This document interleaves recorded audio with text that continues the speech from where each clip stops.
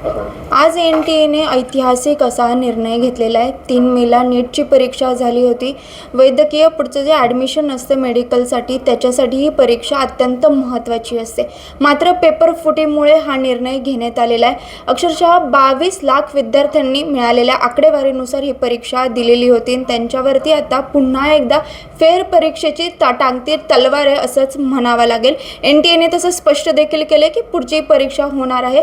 मात्र सध्या विद्यार्थ्यांचं मोठं नुकसान झाले, या वेळेचं नुकसान झाले असं म्हटलं तरी चुकीचं होणार नाही. आपण आता अशाच एका कोचिंग क्लासेसमध्ये आलेलो आहोत जिथं नीटच्या परीक्षेची विद्यार्थी तयारी करतात. बेहरे क्लासेस आहेत, त्यांचे डायरेक्टर आपल्यासोबत आहेत. नेमका या सगळ्याचा विद्यार्थ्यांवरती कसा परिणाम होणार आहे आपण जाणून घेऊया.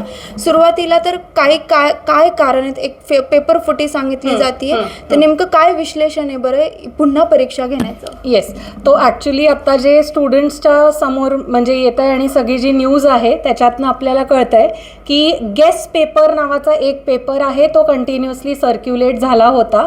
आणि आधी जे असं कळलं होतं की काही रिजन्समध्ये सर्क्युलेट झाला आहे, पण आता CBI आणि हे सगळे जेव्हा मध्ये येत आहेत किंवा एवढे सगळं इन्व्हेस्टिगेशन चालू आहे त्यानंतर असं लक्षात येतं की हे वाईड स्प्रेड झालेलं होतं.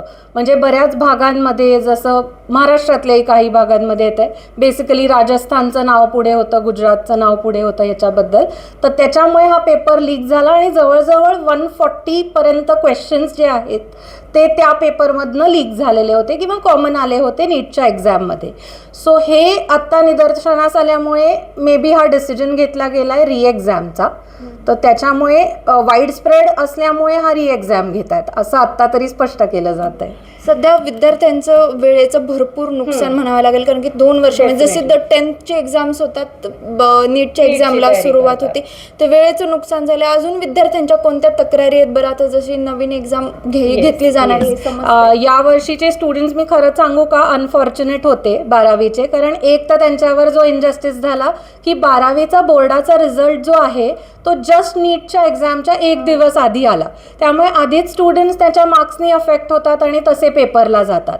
त्यानंतर त्यांनी तयारी केलेली असते, जसं तुम्ही म्हणलात अगदीच की 2 वर्ष प्रॉपर तयारी करतात आणि त्याच्यानंतर गेलेले असतात. म्हणजे आत्ता आमचे ॲपचे चॅट सेक्शन्स वगैरे बघितले तर कंटिन्युअसली स्टुडंटचे मेसेज येत आहेत की काय झालं, आम्ही काय करू शकतो, काय आहे.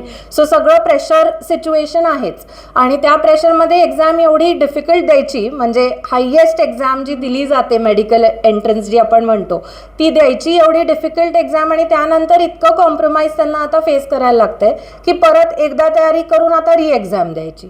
तर आत्ताच आपण असं म्हणतो की आत्ता त्यांनी जरा मोकळा श्वास घेतला असतो की 10वी नंतर एवढी बर्डनसम तयारी करून मग 2 वर्षांनी थोडेसे फ्री होतात आणि परत आता त्याच लाईनमध्ये ते अडकत आहेत. सो ह्याच्याबद्दल एक तर क्लॅरिटी दिली जात नाही आहे कधी एक्झाम होणार आहे.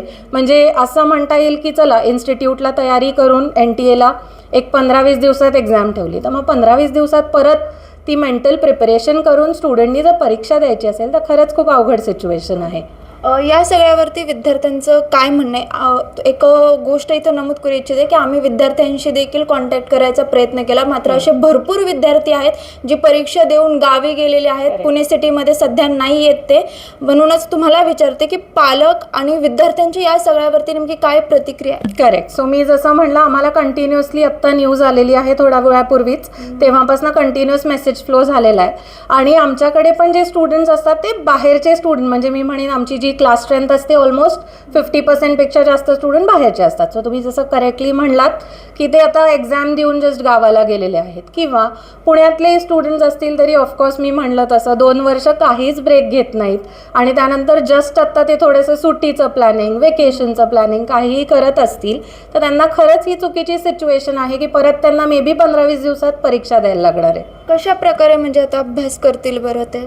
आता आमच्याकडे जे आम्ही प्लॅन करतोय किंवा जे सजेशन स्टुडंटला देऊ शकतो एवढ्या क्रुशियल स्टेटमध्ये की मे बी त्यांनी थोडंसं रिव्हिजन करावं किंवा ब्रीफली काही रिव्हिजन सेशन्स, मॉक्स आम्ही थोड्या अरेंज करायचं प्लॅन करतोय. तर फॅकल्टी पण त्याच्यासाठीच मीटिंग आत्ता झालेली आहे. पण ऑफकोर्स म्हणजे ह्याच्यामध्ये स्टुडंट्सची खरंच टफ फेज आहे, पण आपण त्यांना ट्राय करू शकतो की त्यातनं आता थोडंसं बाहेर आणायला तर लागेल, कारण डिसिजन तर ऑलरेडी आलेला आहे. किती अनफेअर असला तरी थोडे मॉक्स घेऊन किंवा थोड्या टेस्ट घेऊन रिव्हिजन करून थोडंसं स्टुडंटनी स्वतःला पंपअप केलं तर मे बी बाहेर पडता येईल त्यातून. एक शेवटचा प्रश्न विचारते. विद्यार्थ्यांच्या सतत अशा परीक्षा द्याव्या लागतात त्यांना पेपर फुटीमुळे. ही पहिली घटना नाहीये, आधी देखील अशा होतात. एज्युकेशन सिस्टमचं आपल्या फेल्युअर आहे असं नाही वाटत का? यात विद्यार्थ्यांचं सतत नुकसान होत असतं.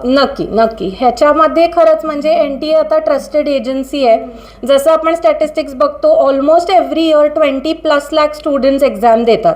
So 20+ lakh students every year जेव्हा एखाद्या एजन्सीला ट्रस्ट करून पेपर देत आहेत, ते पण एक टफेस्ट एक्झाम आपण कंट्रीची म्हणू शकतो, एंट्रन्स एक्झाम्समधली, ती सुद्धा मेडिकल इतक्या म्हणजे आपण म्हणू शकतो रिस्पेक्टेड प्रोफेशनसाठी होत असलेली एक्झाम्स, तर त्यांनी नक्कीच थोडी काळजी घ्यायला पाहिजे.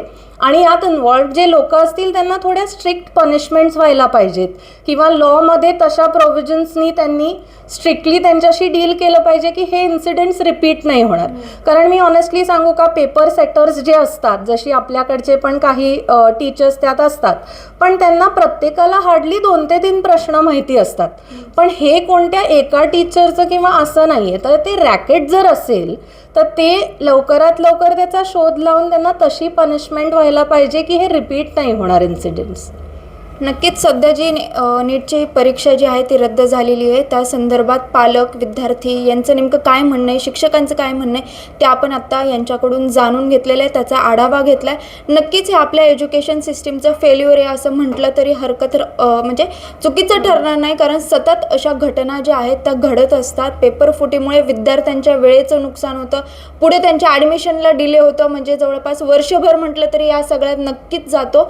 त्याच्यामुळे आता नेमकं जे विद्यार्थी आहेत बाकीचे, त्यांना फेरपरीक्षा द्यावी लागणार आहे. आता बघूयात या सगळ्या संदर्भात पुढे काय होतं. शिवानी लकडे, टाइम्स ऑफ महाराष्ट्र, पुणे.